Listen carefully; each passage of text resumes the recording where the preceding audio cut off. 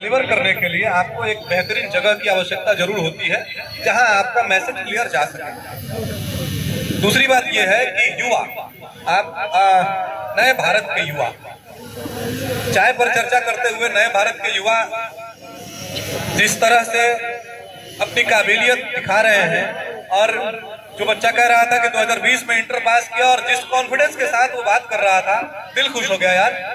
और बेचू में पढ़ करके और सड़क पर ठेला लगाकर और गोलगप्पा बेचने की हिम्मत कर लेना, ये बहुत बड़ी बात कि आप उस दीवार को तोड़ रहे हो जिस दीवार को तोड़ने की जरूरत है इस समय।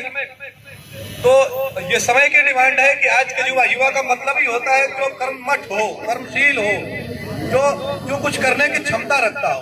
फिर उसके बीच चाहे जितने भी रोड़े आ जाए उनको हटा करके आगे बढ़ेगा।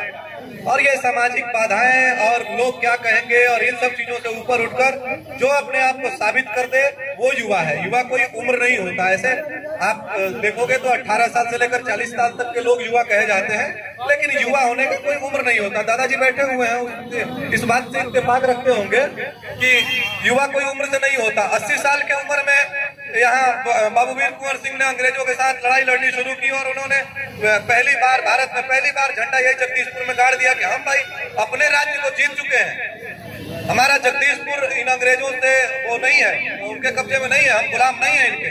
80 साल की उम्र, 40 किलो का तलवार लेकर, साधारण कोई प्रतिभा नहीं थी, वो युवा था। तो वो युवा उम्र से नहीं होता है, वो युवा ताकत से होता है, वो भीतर की ताकत होनी चाहिए। रही बात शिक्षा व्यवस्था की और शैक्षणिक माहौल की कि किस तरह की शिक्षा दी जाए, तो आज की स्थिति यह है कि लगातार स्कूलों की संख्या, इंस्टीट्यूशन की संख्या बढ़ती जा रही है, अस्पताल लगातार बढ़ते जा रहे हैं, और इसी तरह से जिस तरह से अज्ञानियों की संख्या बढ़ती जा रही है, इसी तरह से मरीजों की भी संख्या बढ़ती जा रही है। ये बड़े ही दुर्भाग्य की बात है कि इस देश में जितने अस्पताल बढ़ रहे हैं उतनी बीमारियां बढ़ रही हैं, उतने बीमार बढ़ रहे हैं। और ये बड़े दुर्भाग्य की बात है कि जितने इंस्टीट्यूशन बढ़ रहे हैं, जितने प्राइवेटाइजेशन के इस दौर में जितने प्राइवेट स्कूल खुल रहे हैं, उतने ही अनपढ़ बच्चे पैदा हो रहे हैं। आज इंग्लिश मीडियम में स्कूलों में पढ़ने वाले, मैं चैलेंज करता हूं कि यहाँ के किसी भी स्कूल के किसी भी बच्चे को आप बुला करके देखिए, बात करिए उनसे, वो हिंदी नहीं लिख पाते हैं, वो हिंदी नहीं पढ़ पाते हैं, 9th के बच्चे। अरे यार, भारत की सांस्कृतिक विरासत की आप बात करते हो, ये इंग्लिश पढ़ करके पता नहीं कहाँ जा रहा है पूरा समाज। तो एजुकेशन को बदलने की जरूरत है। उसमें स्किल डेवलपमेंट की जो बात हो रही है, उस रोजगार की जो बात हो रही है, वो हमारी पुरातन व्यवस्था थी जो हमारे गाँव में थी। जो पिता जूता सिलने का काम करता था वो अपने ट्रांसफर कर देता था अपना स्किल अपने बेटे को। जो ब्राह्मण पूजा कराते थे वो अपने बेटे को बता देते थे, वेद शास्त्र इनका अध्ययन कराते थे बचपन से, वो स्किल डेवलप होता था।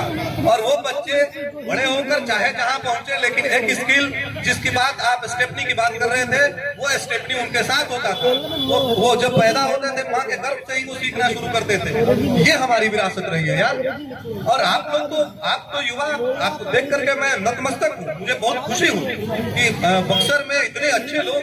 मैं कुछ दिनों पहले ही अचानक आ गया था यहाँ, मिला अभिजीत से और उनका एक पार्टनर अमरजीत और सचिन, दोनों से मिला मैं, मुझे बहुत अच्छा